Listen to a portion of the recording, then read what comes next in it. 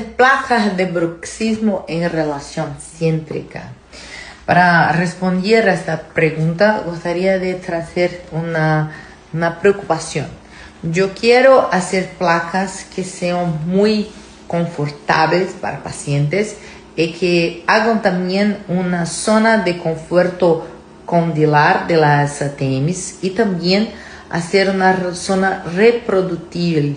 Entonces, sí, es muy importante hacer esas placas en relación céntrica, mismo que los pacientes tengan un ejemplo, una curva de SP muy diferente, muy acentuada, como este paciente, que tiene también una pérdida de las guías caninas pelo bruxismo y tienes una curva de SP acentuada. Aquí sí, la relación céntrica hay fundamental para hacer las férulas.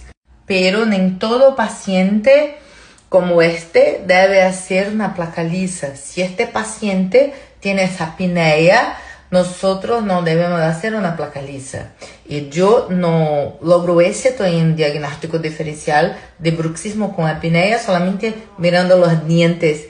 Yo tengo que comprender que necesito de exámenes complementarios diferenciales que van a cuidar de ver si el paciente hace una desaturación por la noche. Esto es muy importante porque tu odontólogo puede estar haciendo la férula errada para sus pacientes.